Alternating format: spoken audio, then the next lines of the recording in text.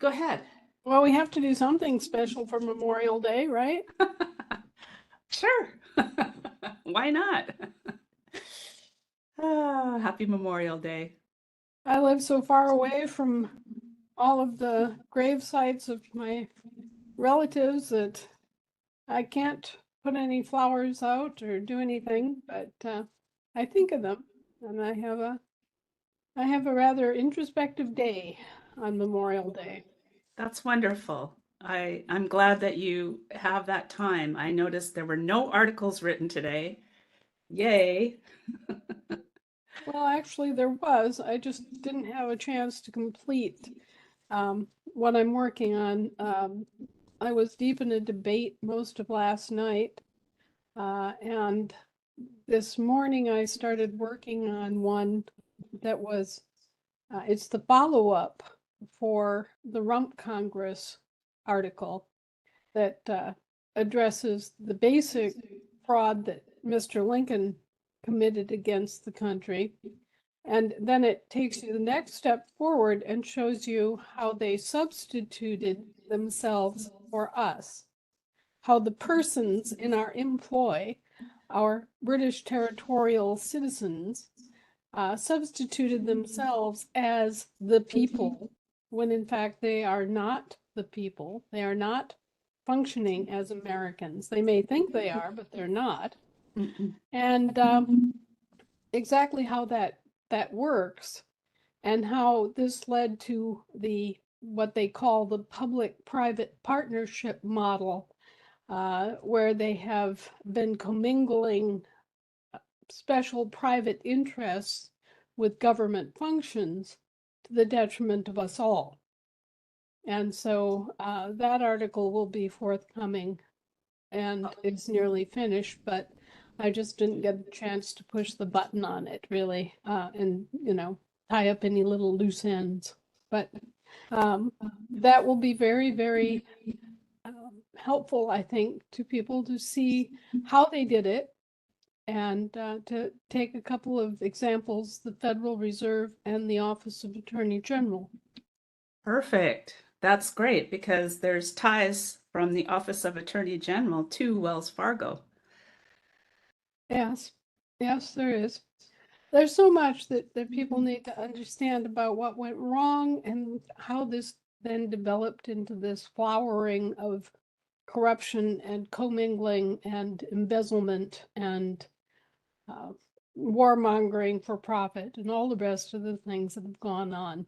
It's all because of the corporatists gaining an insupportable and illegal influence. And they've done this using the British territorial authorities and the delegations of power that were entrusted to the British territorial government. Well, it's just a huge hairy wax ball that's worldwide, including the interlocking trust organizations and another sticky wicket of the non-governmental organizations, the NGOs as well as the storefronts that they use, like the UN and things like that. And so it's a lot to untangle, unpack, and it's a lot to course correct. Right. And they keep thinking that they're going to just continue on doing what they've done. And it's kind of like trying to train a dog. They don't quite understand the language you're using. And so anyway, um, they um, they think that they're going to substitute us again, and they think that they're going to substitute their version of a federal republic for our federal republic. And it's clear that they are boneheaded about this and they're actually going to try it, in spite of the fact that we're already calling them out for it. So I guess that means that just that many more of us need to get cleaned up and clued in so that we are sure of where we're standing and can tell them in no uncertain terms, no, you're not Exactly. the people. You're not functioning as we the people. You're not properly declared as we the people, and therefore you have no standing as we the people, and everything that you do is useless because of that. So make up your mind either to declare as an American and have proper standing on the issue and come help us, or shut up and sit down. You know, I get so sick and tired of seeing all of these organizations like National Liberty Alliance. They've got all these grand juries that are set up in all the states, and they're just plowing along, and they don't get it. They don't understand that they are not functioning as we the people.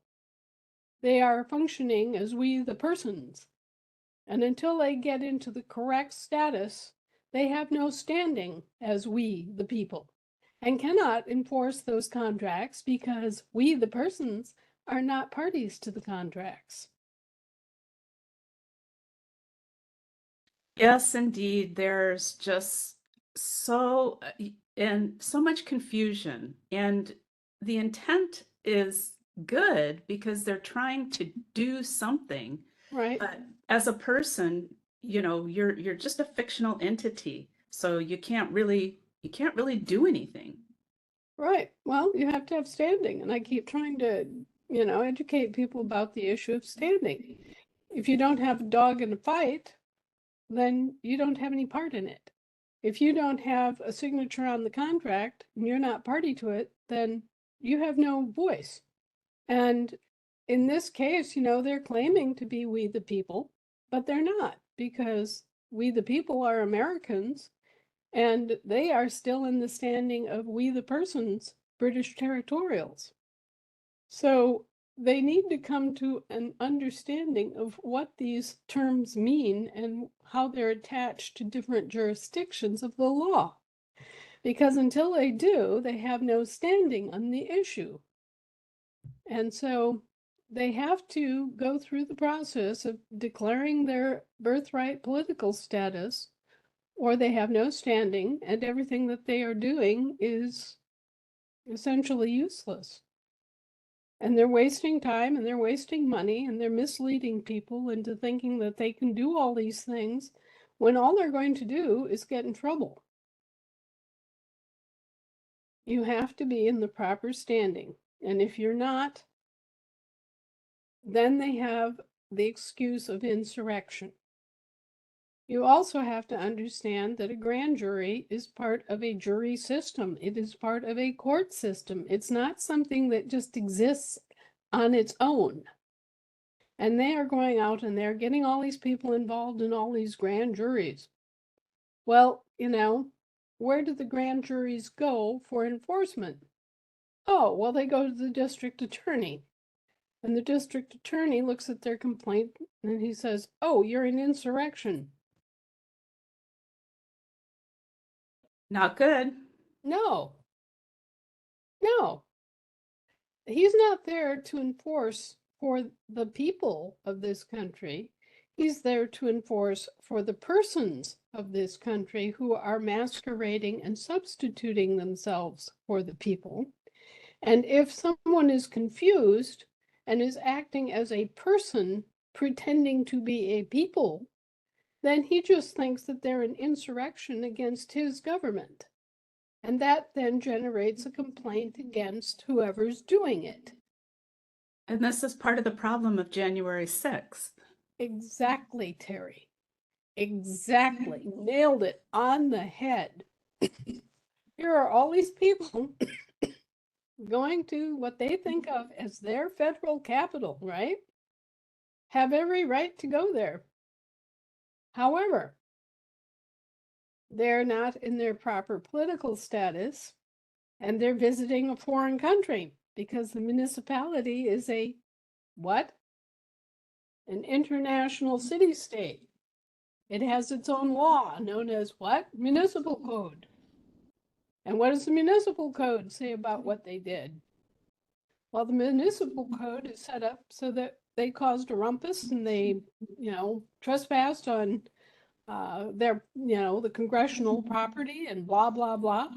So under municipal code, they can throw the book at them. And they did.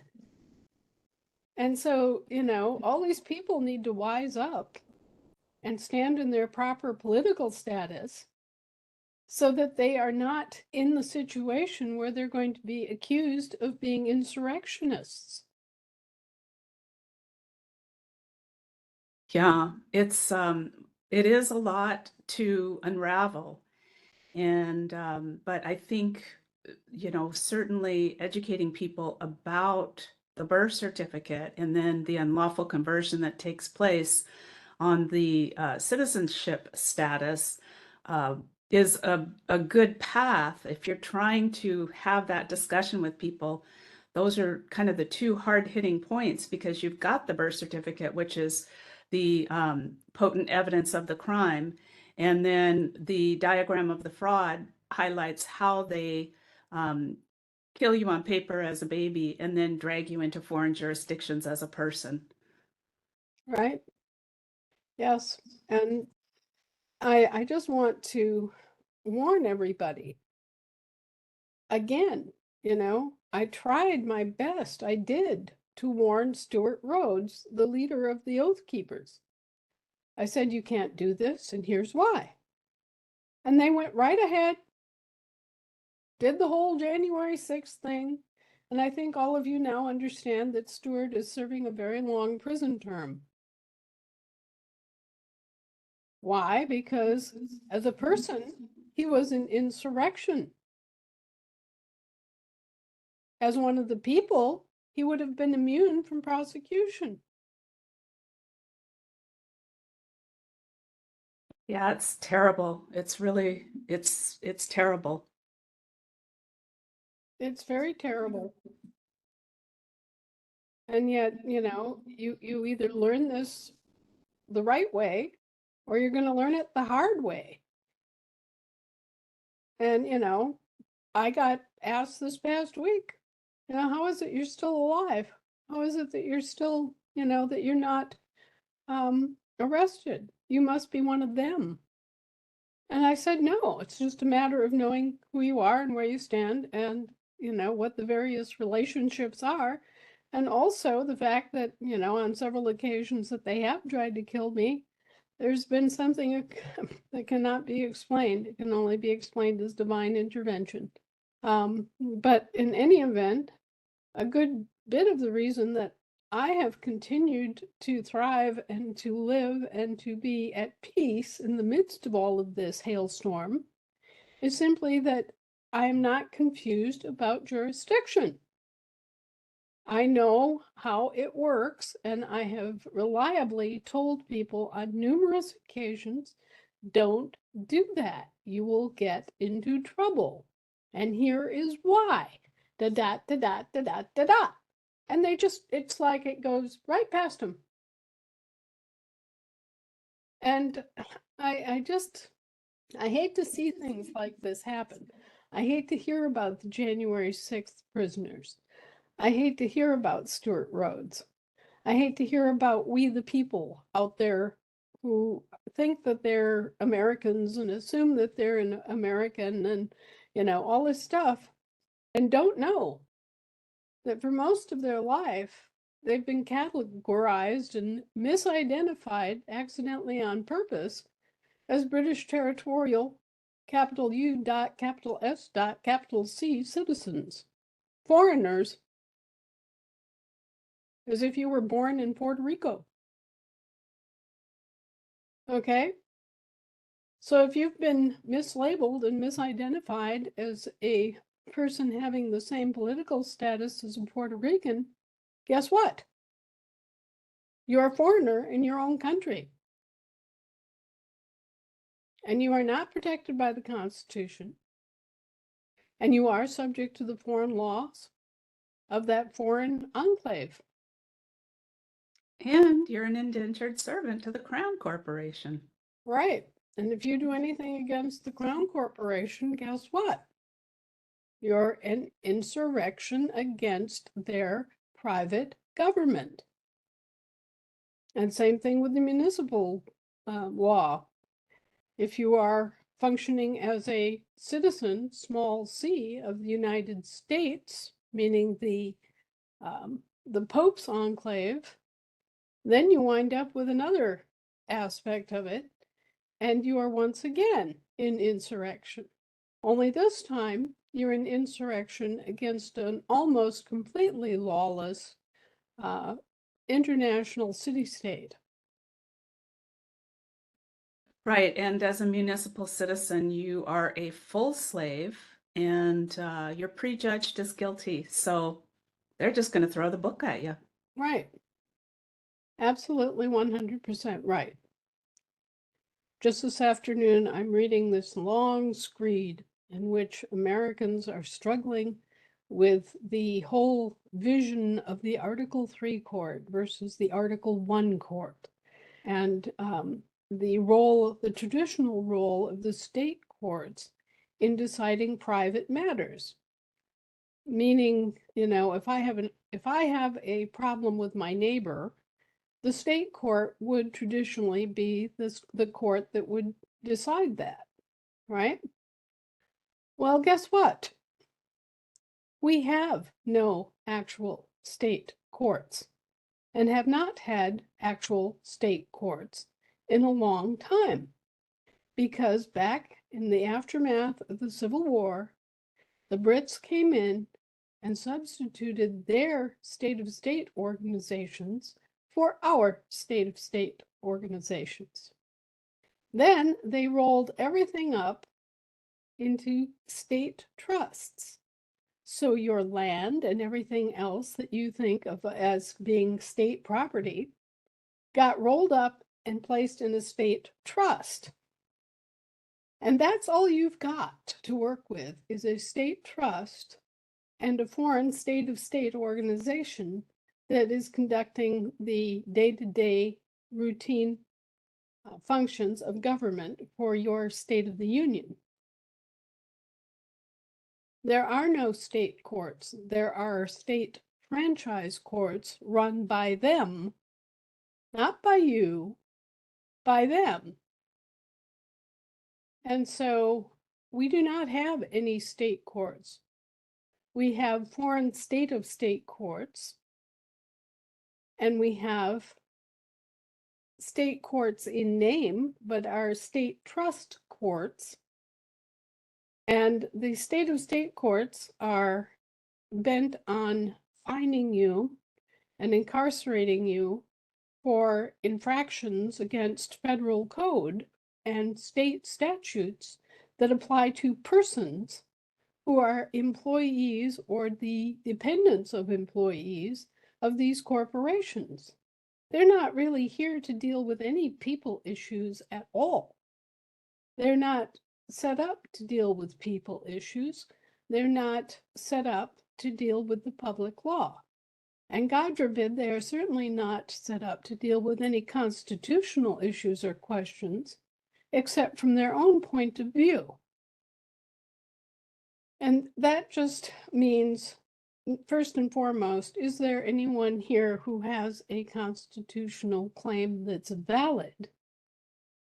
Meaning, do they have the standing to bring a claim? And is there a constitutional issue here? And 99.9% of the time, the answer is no. And why is that? Because you haven't bothered to declare your birthright political status. Right. And even if you did, their courts are extremely limited jurisdiction. Right. Their courts are strictly limited. However, thanks to the registration provided by your mother, without any full disclosure given to her, you've been brought under their jurisdiction using basically a fraudulent constructed pathway to arrive at that end result. So this is part of the systemic answer, is to invalidate all of those registrations that were not created with full disclosure, and also to invalidate them for everyone who's above the age of 18, which is their age of majority.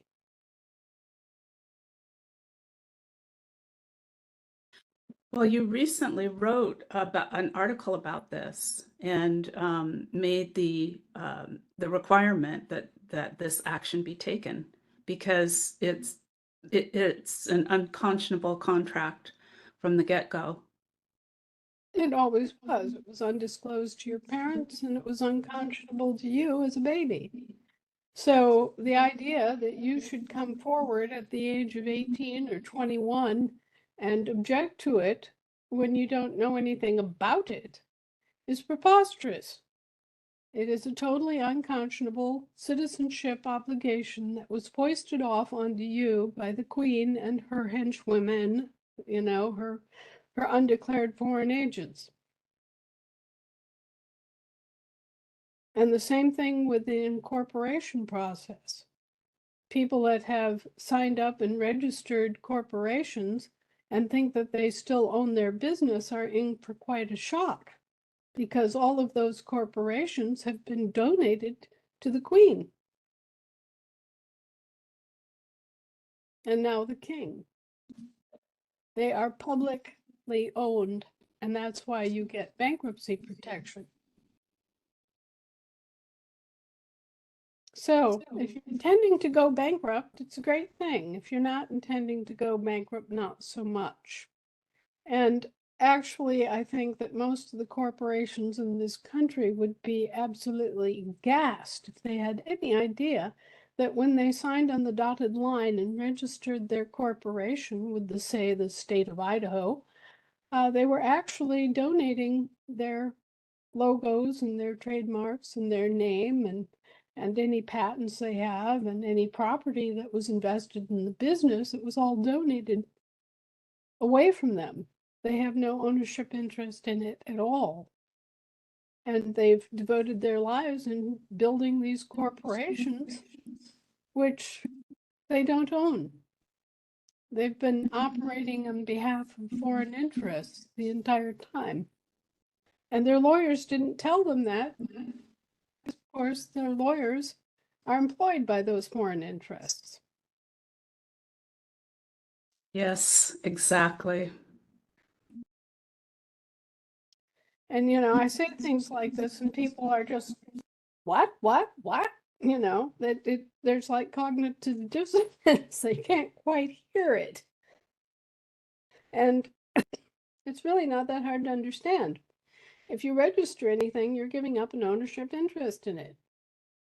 And whether it's to a private company operating as a government or if it's actually to a government, it doesn't really matter. It's collateral that's been transferred to somebody or something else.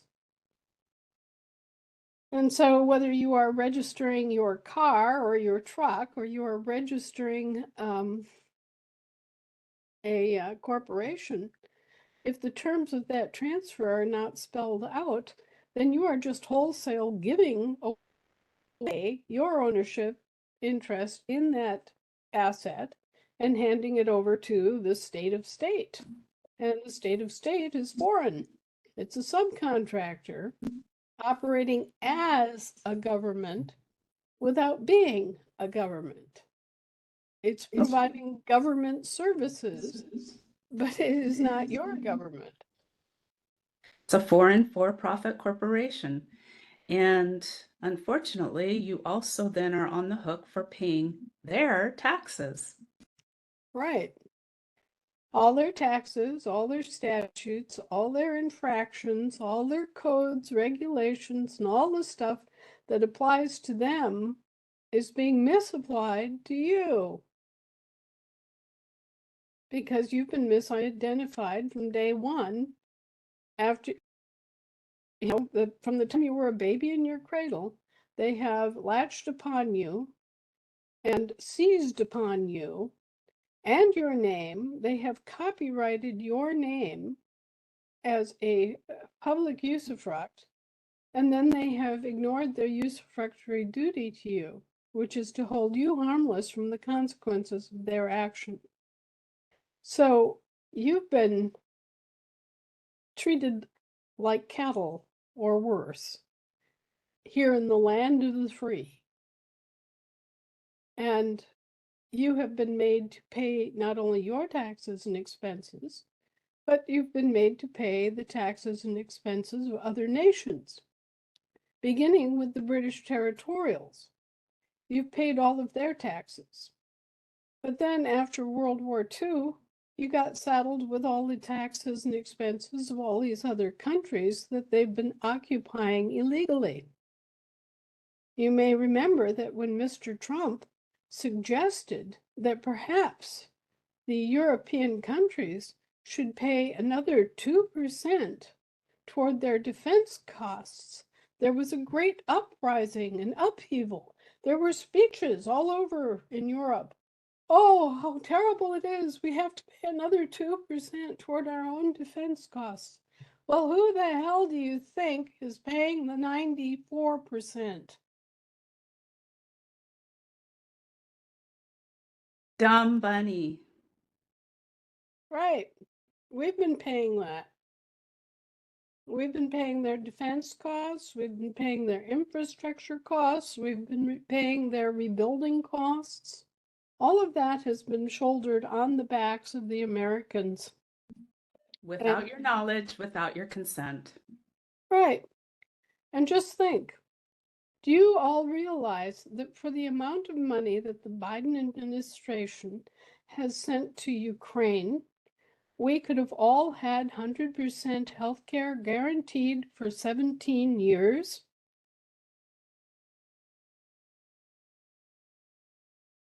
Any kind of health care any of us needed for 17 years. Even Universal health care. even that seems low. Somebody made an analogy that if you were to receive $500,000 a day, every day, since the Great Pyramids were built, it still wouldn't total the amount of money they just spent over there. It's insane. Well, the question is, it's our money. Why is it being spent in ways that we don't approve of? Why is Because it they're being... criminals. No, it's because they're a foreign Congress. They're bent on corporate profit. They're not bent on the public interest. They're bent on making money for their corporation. So they have a totally different agenda. You've got, for lack of a better analogy, you've got Greeks in charge of British interests. You know, you've got foreigners sitting in positions of power ruling over you, and you don't even realize it because they look like Americans and talk like Americans, but they're actually not. They're not operating as Americans in this capacity when they are sitting in those Congresses. So once you wake up and realize that, hey, they're operating as British territorials, then it begins to make sense. You've got Tories in charge of your country. And on top of it, they're Tories that are operating a British Crown corporation for profit. So what they're interested in doing is maximizing profits for their corporation, which just happens to be in the business of providing governmental services. So they're interested in selling you governmental services. They're interested in taxes. They are interested in making revenue from fines and from incarceration and from confiscation of assets. Okay, they have a totally different agenda from what you assume. You think it's your government and it's there in the public interest, and it's not. If it were, then you would see a vastly different landscape. You would see that more money was being spent on this country. But instead, you see that the money is being spent on other countries and on wars for profit and mercenary activities of all kinds, all sorts of criminality, and you're getting socked for it. And it's been that way for decades. So, time to wake up, folks.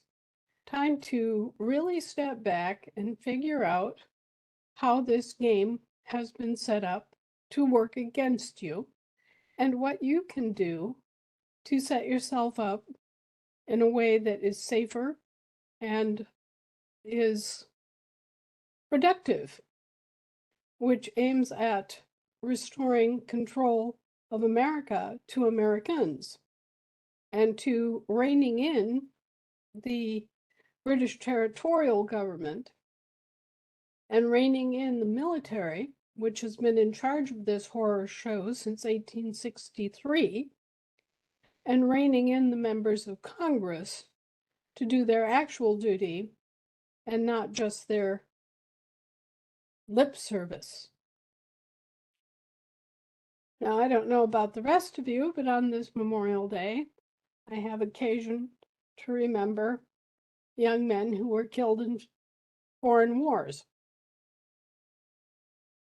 And I unfortunately have not only those that were directly killed in Vietnam, but those who came back from Vietnam in such a state that they never really came home. They drank themselves to death. They ran into telephone poles. They did not live lives of peace for themselves. They might as well have not come home because the body was here, but the mind was gone. And so I have a lot of them to think of too. And then this past week, as part of the debates over the NDAA, the National Defense Authorization Act, which is a disgusting process that goes on every year, practically. They were talking about instituting the draft again. I want you all to understand that in all cases, the draft has been imposed based on all of these assumed citizenship obligations that they pawn on to you as babies in the cradle. There is no law supporting them for forced conscription, which has been illegal for 200 years. There is no true public law allowing them to do press ganging, which has been outlawed for even longer. But they are getting away with this by misrepresenting your sons and daughters and grandchildren as British territorial indentured servants or citizens of the United States with a small c, 14th Amendment citizens, meaning escaped slaves. And so as slaves, they have no rights. If you want a real eye-opener, look at the Buck Act of 1940 and see all the outrageous, horrible things that they claimed the authority to do to citizens of the United States, to the slaves. And you will see that they claim to be able to conscript them, to confiscate their assets, to press gang them, to force them to go to war, and all the rest of it that we associate with the draft. However, it's been outlawed for 200 years. What they're doing is illegal and unlawful and immoral, and it's all based on a contract that was signed by your mother without full disclosure when you were a baby. Now, if you are like me, you are fed up to the gills with their warmongering for profit. If you are like me, you're fed up with America always being the goat. And if you are like me, you are determined that no young man or woman is going to be conscripted against their will to fight as a mercenary in any war.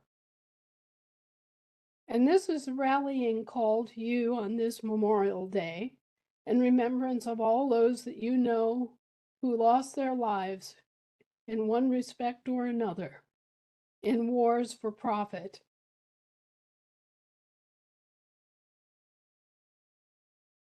It's time for this country to be at peace. And that flag behind me is the peace flag for a reason. We have just over 22 years of peace in the entire history of this country, thanks to the British and thanks to the popes. And that is the brutal truth.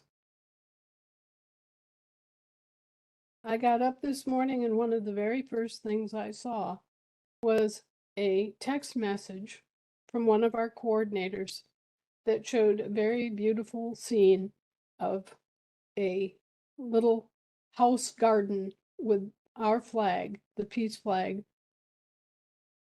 And I thought, yes, how beautiful. Our country at peace.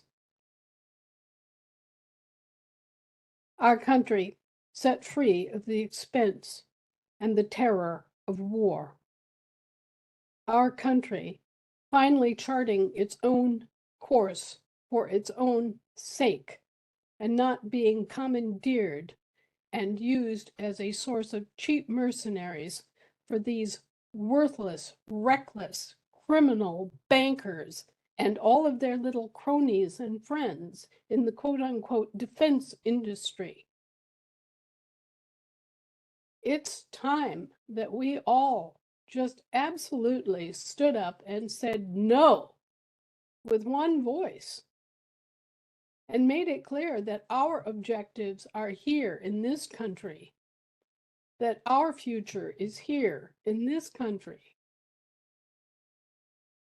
And if there's going to be large sums of money spent, it's going to be spent first taking care of our business, taking care of our industry, taking care of our roads, taking care of our bridges, taking care of our electrical grid, taking care of our seniors and our young people. And it is not going to be spent on all these other things that the members of Congress are influenced to support by lobbyists.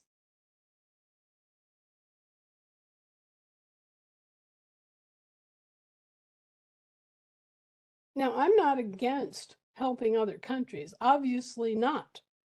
I am fully well aware that other countries have been used and abused in exactly the same way we have.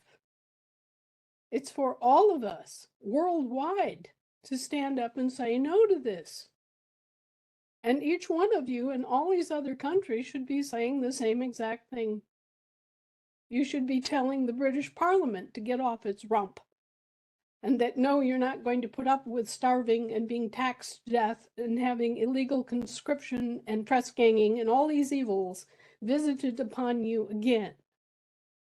Same thing in France, same thing in Denmark, same thing in Sweden, same thing in Australia, same thing in South Africa. We should all just say no. N-O. We're not doing it. Go away. You're our employees. Have you got that relationship straight yet? You are taking your paycheck out of our pockets and you are spending our credit in ways that we abhor. You are showing no benefit to us whatsoever. So why should we hire you? Why don't we hire someone that will actually get the job done that we want done?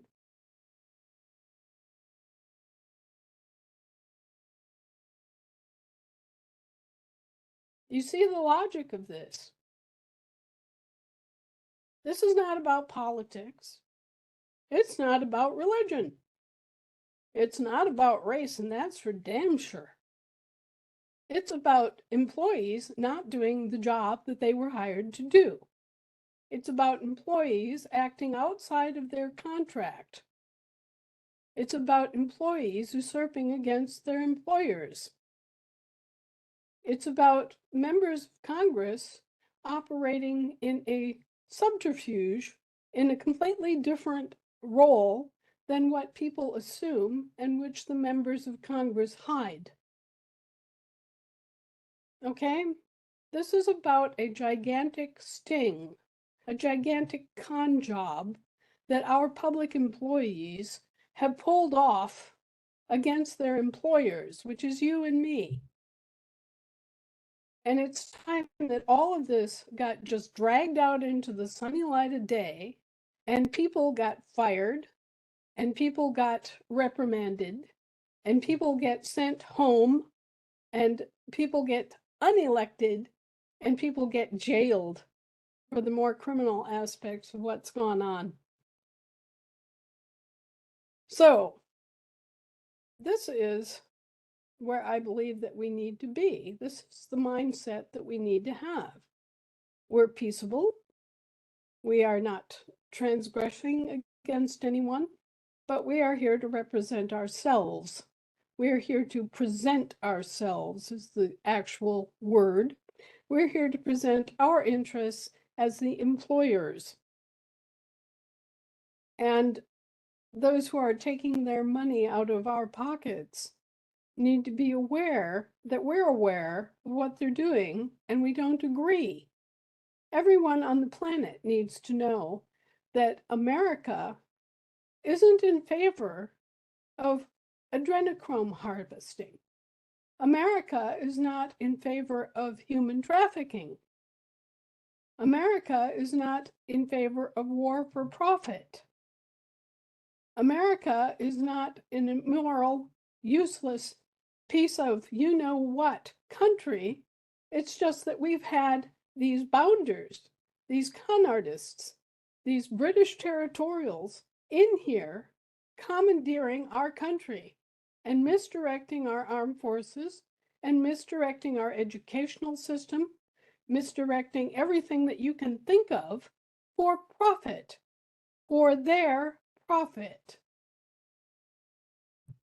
Now, I've studied this entire thing, this entire history, for several hundred years back, and it's no different. From the time that these quote unquote trading companies got started, they've been nothing but pirates. They've been nothing but a cause of war, hardship, and terror. And they do not deserve to exist.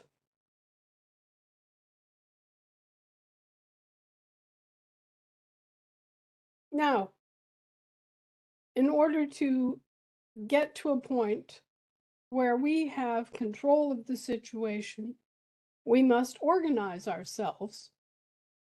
And we must organize ourselves with a purpose and intent.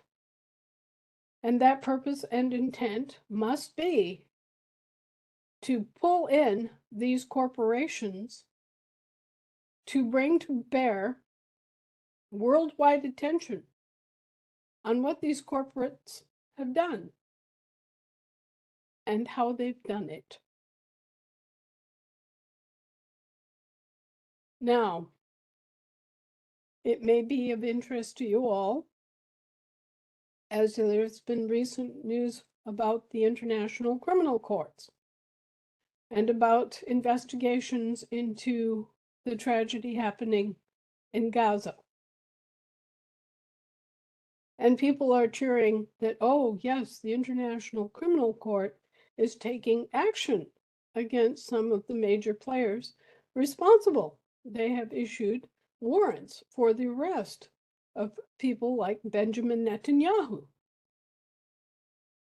It will interest you to know that the US has never signed the accords to come into compliance with international law. Isn't that convenient?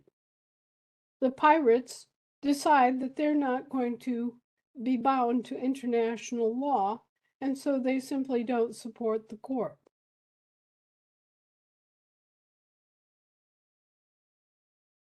Think about that.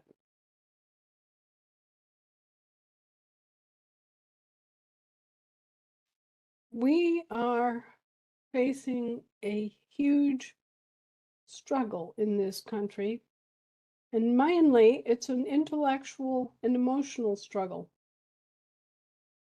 The intellectual struggle is to understand what's gone on here and who's who and who has what rights.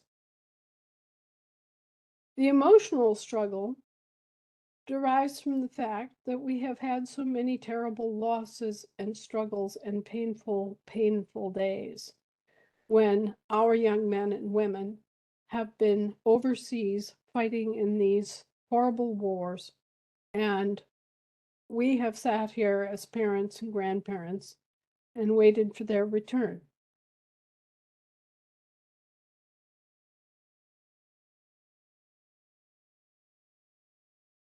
And if we have nothing else, we have looked at Old Glory, the flag, and we have thought that they gave their lives for something noble. We were told, and they were told, that they were fighting for freedom and democracy, that the intent of their sacrifice was to provide security and honorable care for the people of another country, or to punish a country that was trampling the rights of its own citizens, etc., etc., etc. And instead, we've been lied to, and our flag has been dishonored, and our sons and daughters have been sacrificed for nothing but corporate profits. I am very sorry to have to tell you this, but the British have been borrowing our Title IV flag and using it however they wanted. They have been doing despicable things in our names. And the members of Congress have gone along with this and done nothing. They have participated in it gleefully and without regard or respect for us or for our needs or for our interests as asset owners. Nothing. They've simply trampled all over us for decades while pretending to be us and pretending to be our representatives. They have sold us down the road 100% of the time. And this is because they are not actually acting as Americans. This is because they are Tories. Do you all recall what a Tory is? It's a shortened name for territorial. A Tory is a territorial. They were British sympathizers during the War of Independence, and they are still here. And they are still using our country and abusing our country for their motherland, which they consider to be the king and the British crown. Now, these are the hidden cells, these are the hidden enemy that stayed here, that was subcontracting from our government from the very first to provide certain enumerated services after the War of Independence. And these sleeper cells of Tories just stayed on generation to generation until they saw their opportunity to usurp against our government and to seize control, which they did during the Civil War. And they've been sitting in the catbird seat, betraying every interest of this country and its people ever since. They've done the same to the Commonwealth countries. They've done the same to the 17 countries that were conquered in World War II and never released. And Japan also. They have been running this as a military empire, and they have been doing it under every conceivable front and fraud scheme known to man. And we've been sitting here like dumb driven cattle, allowing it, because we didn't know better. We didn't know our own history. We didn't know who they were. We didn't understand how the popes and the British monarchs were divvying up their interest in our property so that the popes got 60% of the take and the British monarch got 40%. We didn't realize that baptismal certificates were being bought and sold on black markets that were devoted to the proverbial buying and selling of souls. And by that, it was meant the energy, your labor, was being bought and sold. Look up Miller bonds. These are child labor bonds designed to harvest the value of your labor as a child from birth until you reach the age of maturity. And that's from the Miller Act, right? Right. These people are evil, and they've been running our government based on delegated authority, or so they say, that was supposedly delegated by us and by our parents and our grandparents. They have been doing this based on the idea that we just went somewhere over the horizon, went to sea. We're absent, according to them, and our government is an interregnum, according to them, and we just donated everything to them and left it in their caretaking. If you're not offended, you ought to be, because you've been mistreated outrageously. Your country has been mistreated outrageously.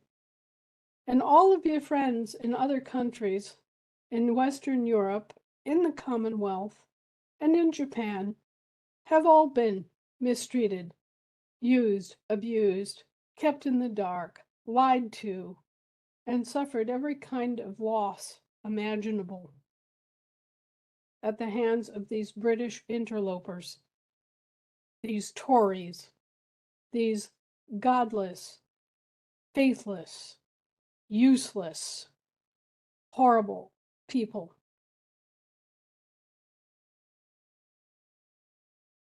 And they will sit there and they will spin you a yarn about how they saved us.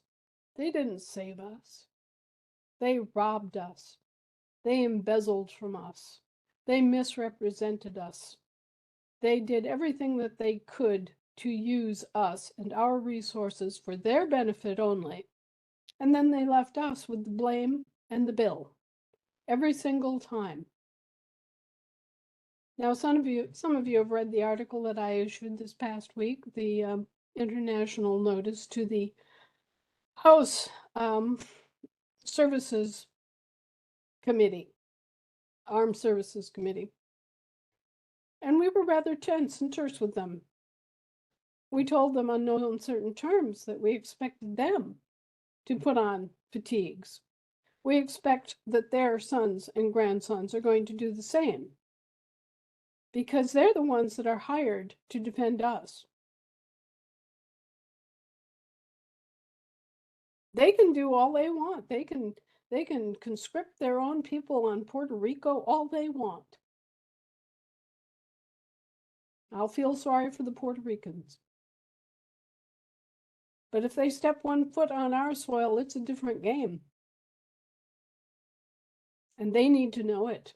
And you need to know it. And you need to tell your friends and neighbors, so that they don't senselessly sacrifice their sons and daughters as cheap mercenaries for these godless hooligans and pirates.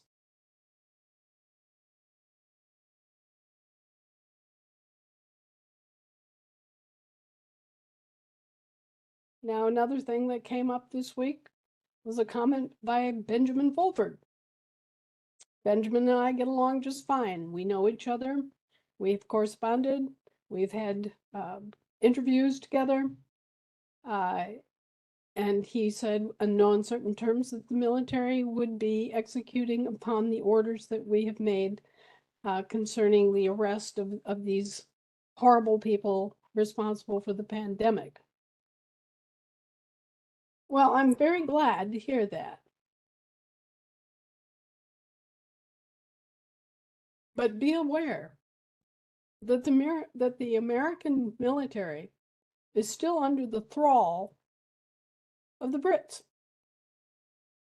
They are still being paid by Serco, a British Crown corporation. They are still functioning as mercenaries for the Brits. And our resources are being plundered to pay for all this. The whole thing is illegal, undeclared warfare.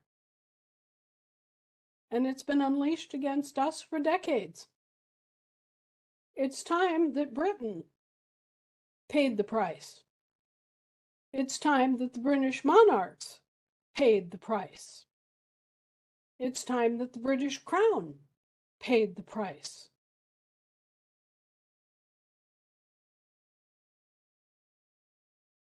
And yes, it's time that the Holy Roman Empire paid the price.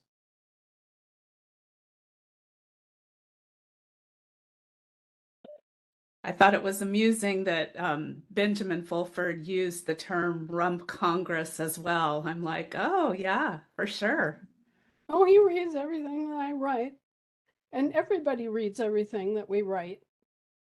They read it because they don't have the historical background. They need what we know in order to function. So, yes, they do pay attention to absolutely everything we say. They may not agree, they may not like it, but they read it. And the more that people understand about this, the more inclined they are to not only sympathize, but to help us. Because they can see how they've been used and abused too. And they now know who to blame. And guess what? It's not the Americans. No, but we do need men and women in America to get off their couch and obtain their standing through correcting their status and rebutting the presumptions that have been laid upon them, that have been forced upon them since they were a baby in a cradle. Exactly. And we also need to be pursuing worldwide condemnation of what these criminals have done here and elsewhere. And I don't mean anything soggy and limp-wristed. I mean that we need to make it clear to them that we know what they've done and we don't like it one iota. We are not going to continue to support them in it. Now that we know what they've done, their goose is cooked and ready for a fork.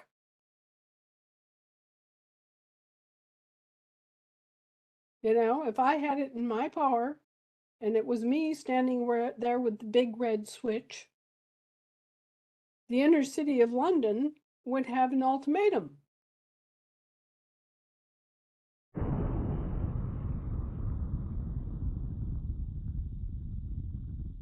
The British Crown has supped itself on everybody else for generations and has done this by criminal fraud.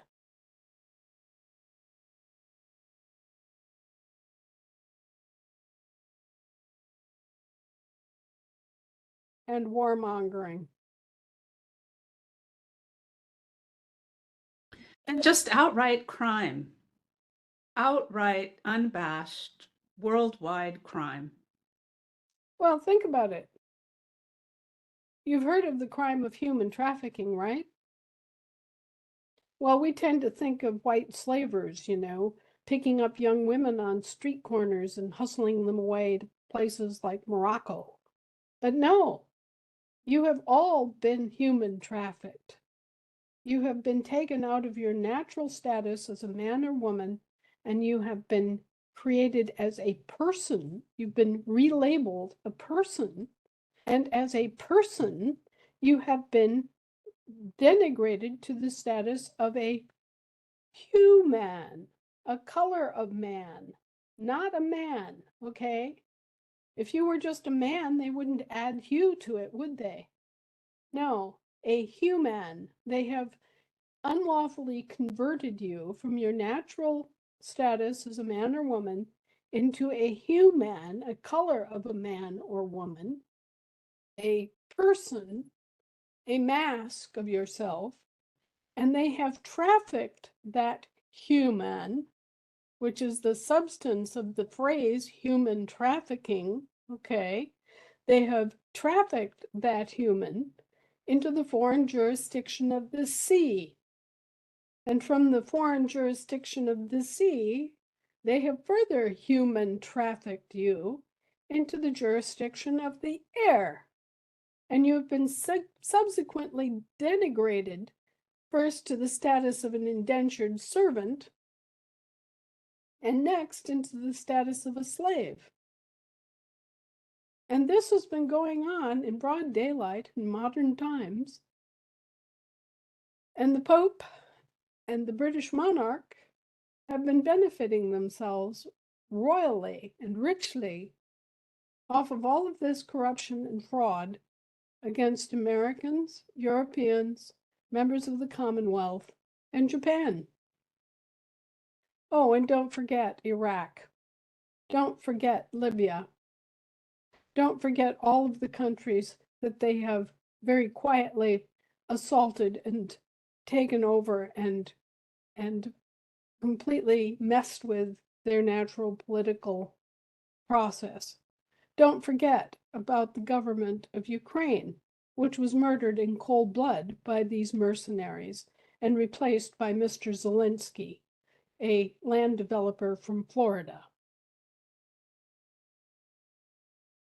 These kinds of putches have been orchestrated by the CIA for many decades, and we suffered one ourselves in 2020.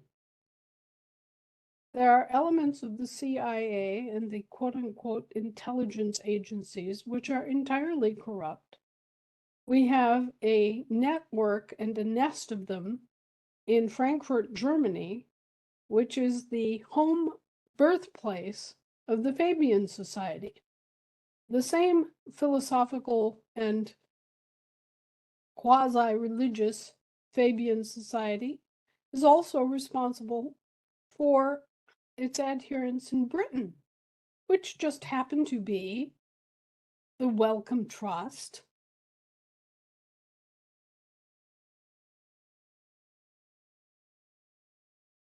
the Purebright Institute, Pilgrim Society. the Pilgrim Society, the Cecil Rhodes Endowment.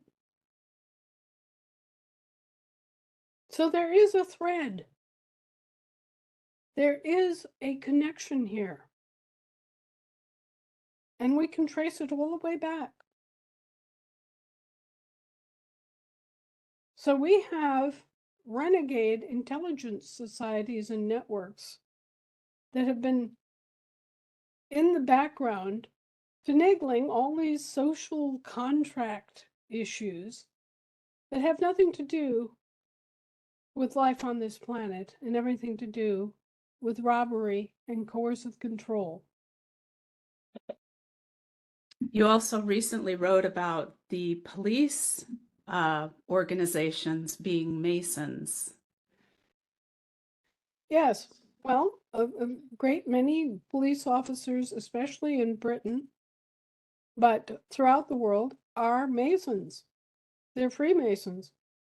And they've been set up to take the hit for the actual militaries, which have been operating as mercenary forces and giving these same police organizations their misdirection. So what you've got are the military, on one hand, playing big brother to the police and giving them all sorts of surplus military equipment, and promoting this sort of militaristic attitude in our police forces, but then standing ready to sacrifice the police and to accuse them and to scapegoat them for their own sins and omissions. They hired those police forces. They approved those police forces. They knew they were Freemasons, and they did it anyway, and they did not oversee the police. They did not give the police any good direction or information. And now they're just intent on finding a scapegoat for their own bad behavior. But they cannot escape from our observation.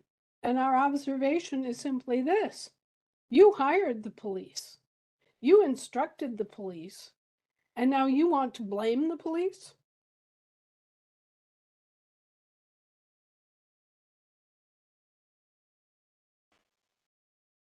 Let's think that one over again, folks.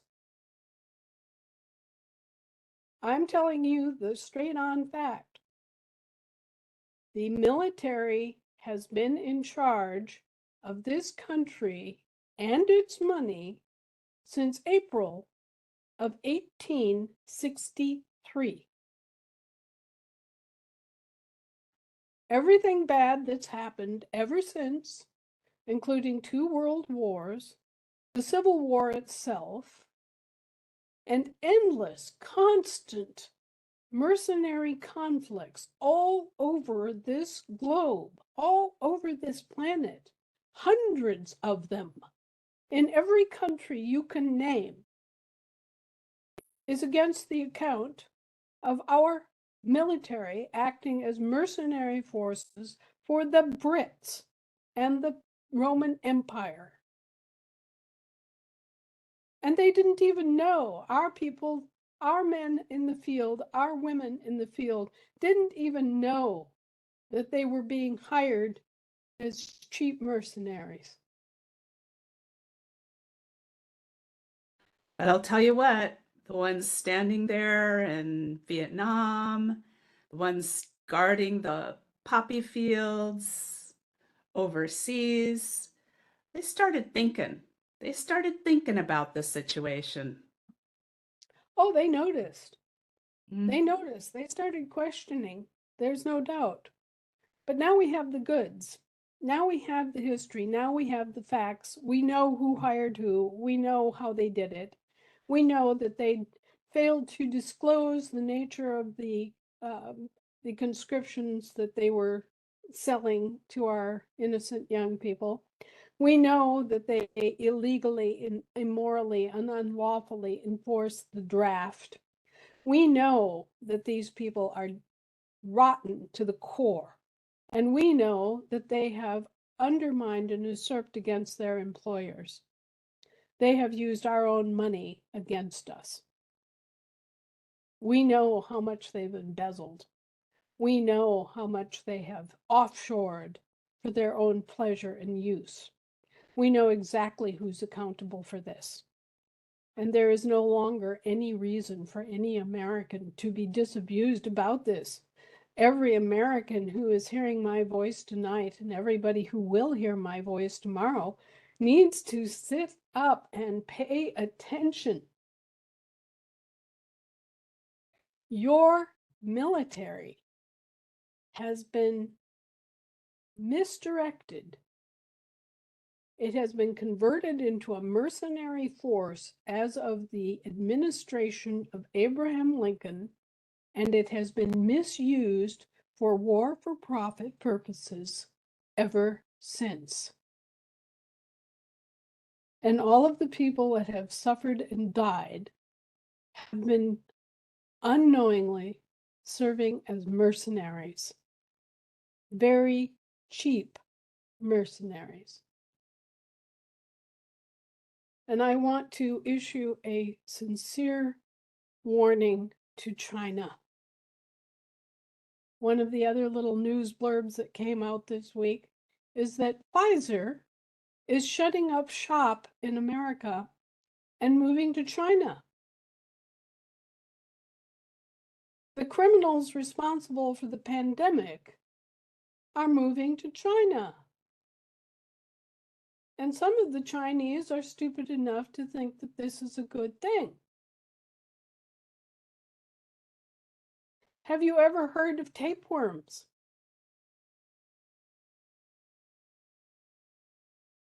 Because China is going to be held responsible for these miscreants and wrongdoers. China is going to face their predation. China is going to be used and abused in exactly the same way that these same players have used and abused everybody else. And the Chinese are naive if they think that they are going to be so special and so different that they are going to be treated differently by these parasites, because a tapeworm is a tapeworm is a tapeworm. And they will engage in exactly the same parasitic relationships that they have created everywhere else they've gone since the days of Troy. So think about it, China. You were set up. The fact that this deadly quote unquote pandemic was released in Wuhan, China, was not a mistake on the part of those who planned it. They meant to blame you from day one. And you harboring Albert Bourla and Pfizer just makes it look that much more sane and secure to assume that China is responsible for what we know the British did. You're falling right into their trap. You're welcoming the tapeworm. If you allow Pfizer to move into China, you are going to face the repercussions of what Pfizer has already done here. So think that through.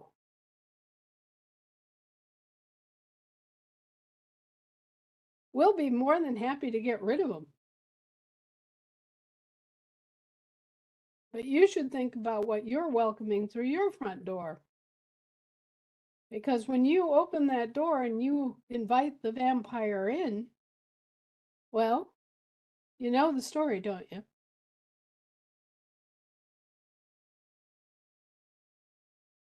They're just going to bite you in the neck and suck you dry, just like they've done to everybody else in every other country that they have located themselves in. It's been the same all across Europe for 8 centuries.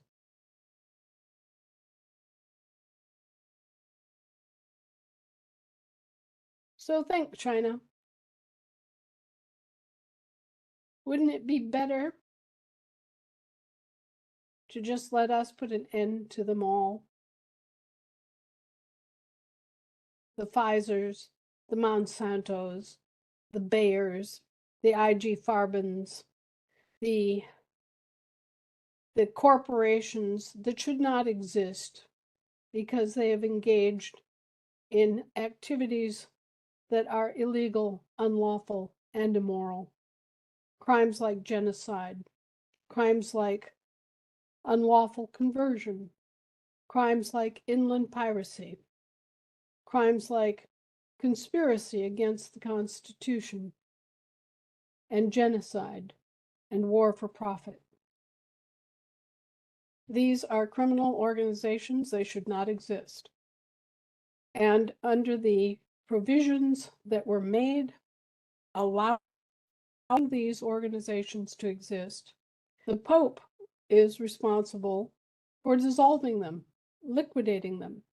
And we observe that Pope Francis has been divested of any such office.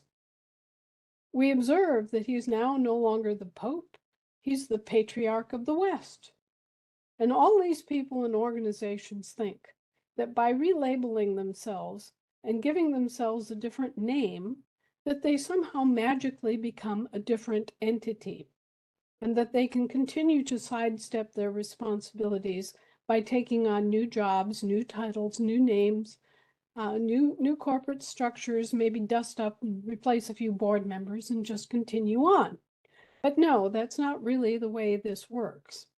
The way this works is that if you engage in unlawful activities, which all of these vaccine manufacturers have done, you're liquidated and you're not allowed to come back and relabel yourselves and do a little two-step dance and claim bankruptcy or do some asset mergers and portfolio swaps and think that you're going to get away with it.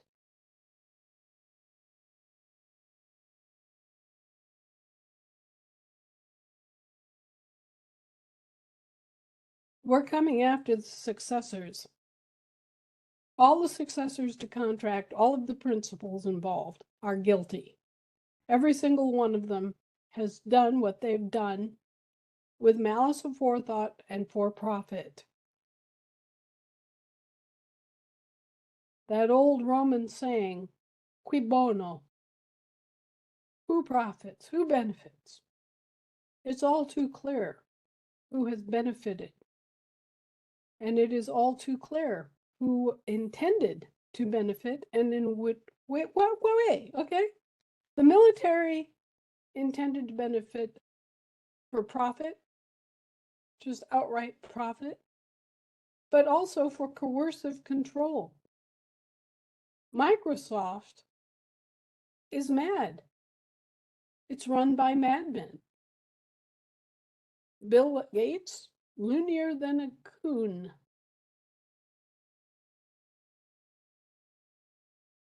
And look at the people who have succeeded him. These corporations are totally out of control. And it's up to us to enforce against them. So get up off your couch, grab your coat. There's work to be done. And the peaceful, lawful, legal, and completely protected way for you to do it is as a member of your state assembly. Now, our state assemblies have been under attack by the same British Tories as who've been causing the trouble ever since the beginning of it. We've had British Tories who look and sound as American as you or I coming into our state assemblies and seeking positions of power and creating problems for our state assemblies. We've even had some volunteer as coordinators and get in the middle of it and begin doing the same old coercive things that they're famous for. If you don't know the difference between the British way and the American way, it's time to learn. And it's time to enforce. The British way is to take all of the energy and all of the assets and all of the strength of the people and focus it on a king. Theirs is an idolatrous religion, and they make their king their living idol.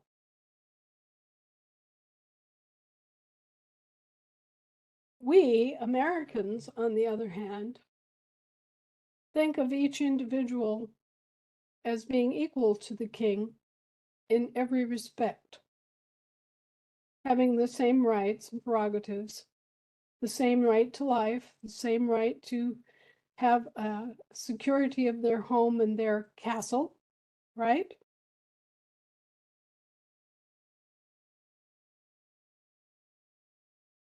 And we reserve our worship not for a man, but for something much greater than a man. So, our government does not create any idols.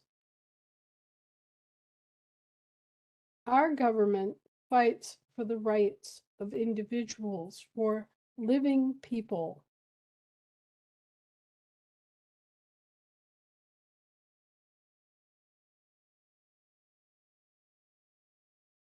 I want you all to pay very strict attention to language. I want you all to pay attention to the lies that escape your lips. Pay attention to all of the times that you lie without even thinking about it. It just rolls off your tongue. And whether it's a jest, or whether it's serious, or whether it is so trivial that you don't even know why you're lying, pay attention. This is important. The more that you lie, the more corrupt you become. The less aligned you are with the truth, the more enslaved you become. There are people in this country who honestly can't tell the difference between the truth and the lie. They have lied so much, so long, so often about so many different things that everything has become what they call relative. Everything they say is relative. Well, it might be true under this circumstance, and it might not be true under that circumstance, and everything is just kind of a mishy-mashy gray area to them. In every single circumstance, those people are either cowards or they have totally lost. Pardon me, they have totally lost their sense of right and wrong. They no longer have a conscience. They can no longer perceive what's true and what's false. Sadly, they haven't even made the effort.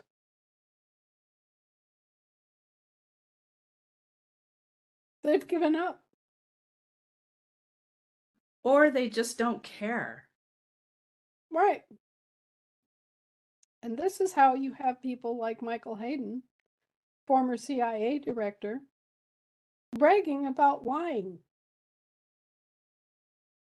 This is how you have police cadets going through state trooper training and going to classes on how to lie. And attorneys have to learn how to lie too, as part of their Training. profession. Right. When you get through all of the, here's he, where's he, when's he, there's he, all of the history and everything about this, what it comes down to, folks, is idolatry. The paper bills that you have in your wallets are graven images. Where do they come from? From engraving plates. What do they represent? Unfulfilled promises, lies, idolatry. The king, the queen, people forced to be living idols. All of this is about a foreign, false religion. And lying is an endemic part of it. Because if you stop and think about it, idols are lies. So it's important when you catch yourself telling those little fibs, when you catch yourself omitting things that you know that you shouldn't omit, when you find yourself sneaking out the back door, when you find yourself making excuses, when you are not living a very foursquare life where you are not actually telling the truth. This is your signal This is where it should be hitting somewhere in your psyche that, oh, wait a minute, that wasn't quite right. That wasn't quite true. I wasn't quite exact in what I said.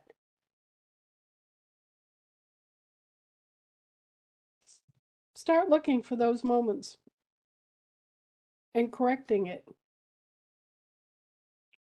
It will change your life. It will make you a better, braver person.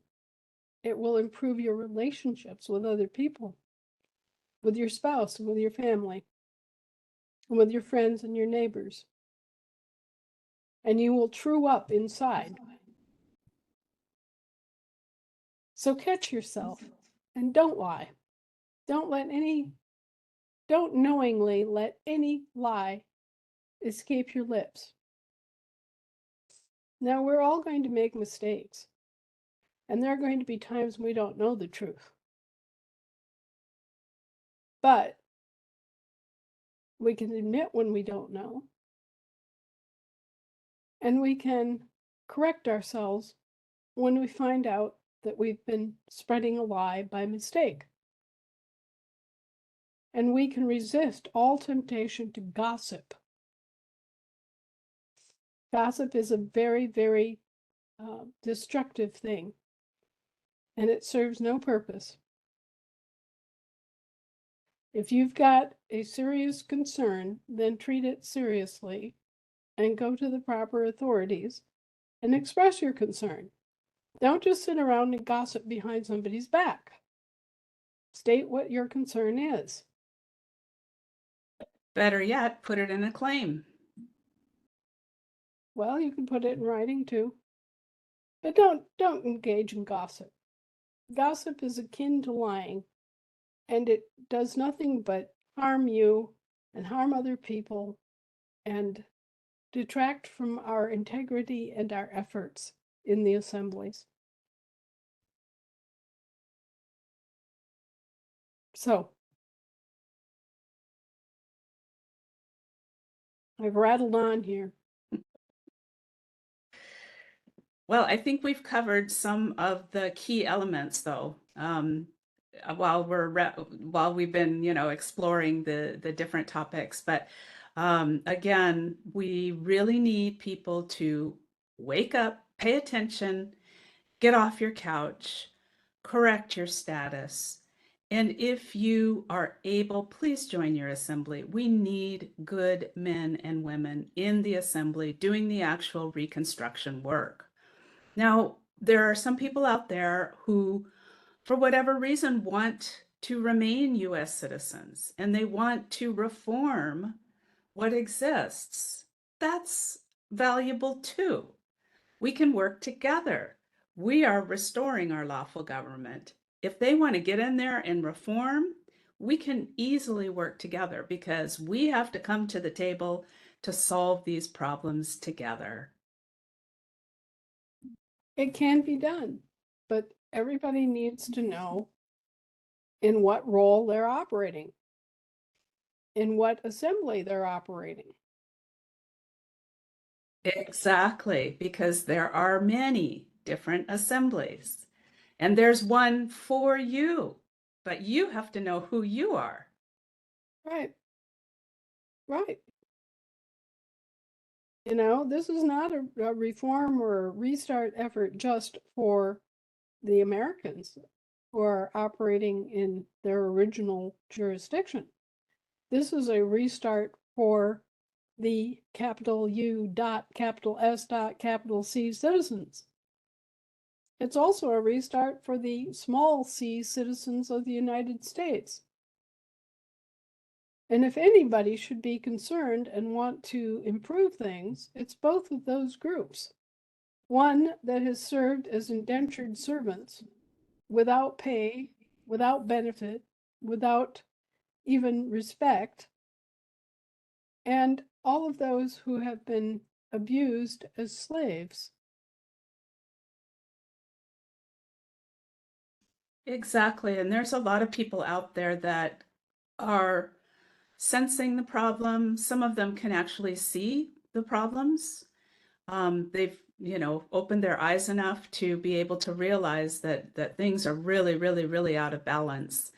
And so, for those who want to reform, that's great. But we really, really need people with the proper standing, because you're going to be reforming as a person. We need people who have the proper standing, who can come and join us and reconstruct the lawful government, which is the only valid, real, true government that exists in our country, Sad but true. right? The upshot so far is that the military is still going to try to take over our federal republic and pull another substitution drill on us under the influence of the Brits. And I want to let you all know that that is in the offering, and unless something changes, such that they become convinced that too many people will know about this and will object to it, we can expect more on that vein from Mr. Trump and the Q group and all those who are claiming to be white hats. Obviously, if they were really white hats, they wouldn't be doing any such thing. But I'm just kind of giving you a floor model examination of the way the debate has been going, where they know that they're wrong, but this was the plan that they had, and now they don't know what else to do instead of that. And the truth is that our government is more than competent to run the federal republic and should be running the federal republic, and that everyone in the military has cause to know that they should be under civilian direction. It's just that they don't want to admit that they've made such a mess of everything without civilian direction, and they don't want to give up the coercive power. So we are once again facing a substitution drill, where Americans acting under the influence of the British Crown are going to try to do this substitution and proclaim their version of a federal republic that isn't federal and isn't our republic, but is a British territorial facsimile. And so beware and, spread the word, let people know. I'm very sorry to have to report that, but so far that is the overall news from the front, so to speak. Well, we will keep our eye on the ball and keep educating and informing. And the other thing is that the plan is to collapse the Federal Reserve. And they've already done a lot toward that. You may not have noticed, but there is only one Federal Reserve Bank actually functioning in this country at this time, and that's the Federal Reserve Bank of New York. The others have all been more or less mothballed. Part of the reason for that is that now that everybody understands the nature of the Federal Reserve note, it's collapsing on its own weight. The other part of it is that this was always part of the plan that was set in place during the initial meetings at Jekyll Island so many years ago. And basically, the way this was set up was to eat out the value of the currency, the domestic currency being used in this country through inflation, which they have done to the extent of being 234 times the value was extracted from the American economy and from the American people to every $1 issued as a promissory note. And there are numerous ways in which you can recount this. You can track it through the value of gold in the marketplace. But even more exactly, you can track it in terms of buying power, and you can track it in terms of how the how long a bill will last in circulation. And I gave the example of a $5 bill, which is an IOU, and you go spend that IOU on something that's actual and factual, a service or a commodity, right? A hamburger. Right, a hamburger. Okay, you spend that $5 on a hamburger and you get something actual and factual in return for that IOU. Well, then the next person goes and spends it on several spools of thread. What's happening here? It's a form of embezzlement. The presenter is getting goods and services for nothing. They're getting goods and services in exchange for an IOU. And every time that that IOU, that same bill, that same IOU is passed on, the same thing occurs. Another $5 worth of goods and services is being extracted from your economy. And how many times can that same $5 bill get passed from hand to hand to hand to hand? Every time that it is, another $5 in goods and services is extracted from your economy in exchange for nothing. Okay, so it's not just a $5 bill, one-time IOU extraction of goods and services.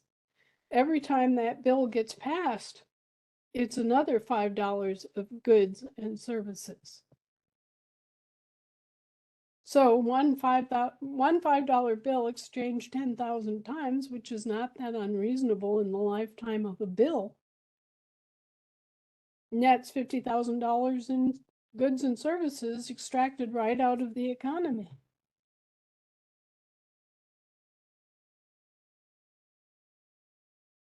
Imagine what happens with $100 bills. Well, it's all of the bills, over and over and over again. Right. So basically, this is a tool of embezzlement, and it's an idol. And it's also parasitic, it's eating us from the inside out. Right. So think about these things, people. I mean, actually force yourself to think about money. Think about what it symbolizes. Think about what it is and what it isn't. And then think about all of the money that you should have had and haven't had, and how you have, as a country, been misused and abused by these con artists.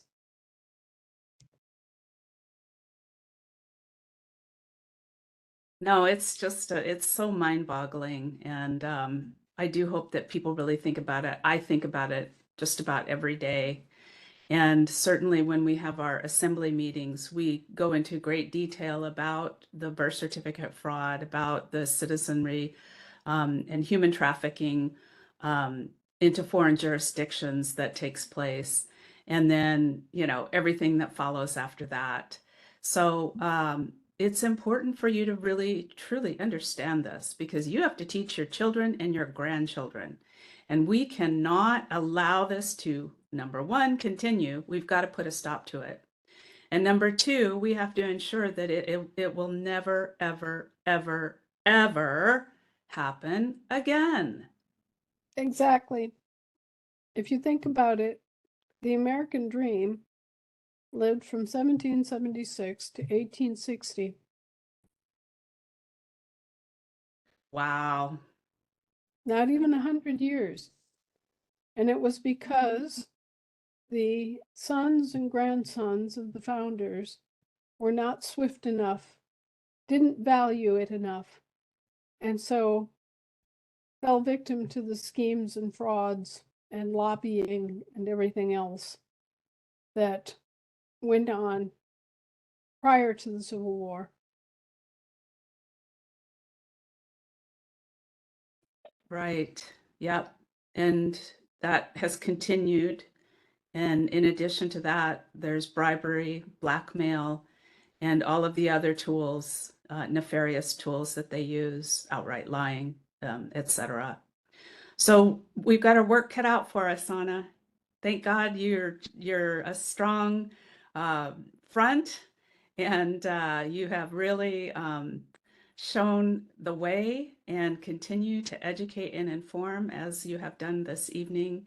And we are very, very grateful, Anna. Thank you to you. Thank you to James and your family, because the Belcher family has had to stand in there and hold things together while we got off our couch and got our standing. Well, and that's what we do for each other. We watch each other's back. We proclaim each other's rights, and we defend our rights, each one of us. Yes, we do. Thank you, Anna. Have a wonderful Memorial holiday, and I hope there's a bubble bath in your future. And your birthday is coming up, so we're looking forward to celebrating June 6th. We'll celebrate next Monday's webinar. Well, it's it's a mixed blessing of a birthday. It's a great time of year, but falling as it does on D-Day, it's always somewhat somber too. For sure. And so it's a mixed blessing. Anyway, we continue to pursue all of the avenues that we have with the banking. I think people will be very well pleased when they see how it has developed. There will be no doubt there will be problems because there's so many people in so many different distinct places and so many different regional and even state variations. But I think that the system we've developed will meet some of the most basic needs that people have, and we will expand and we will grow from there. It's not ideal. It won't be instant. We wish that we could make it all so perfect right out of the box. I can tell you right now that there are not enough people on staff to handle the amount of troubleshooting that can reasonably be expected from a process and a project this large. So I will beg in advance for patience. And I believe that as we go forward and people understand more about what happened here and the complexities of dismantling the system that we've inherited, that we will have more than ample opportunity to reflect on just how brave and how generous people have been in joining together to create an entirely new banking system. And our objective is ultimately to leave behind the old idolatry and to arrive at a completely new understanding of money, so that people are no longer worshiping money and are invited to instead just use it as a tool and to have access to the tool to do good things in the world. So If we don't break the black magic money spell, we'll end up recreating what we just tore apart. Right, exactly. So it's going to be an educational process. It's going to be a completely new experience in many regards. But think about money. The more you think about it, the more ridiculous it's going to seem. And the more insight you'll have into the whole process. Pardon me. Anyway, we'll have updates next week, and I will look forward to seeing you all then.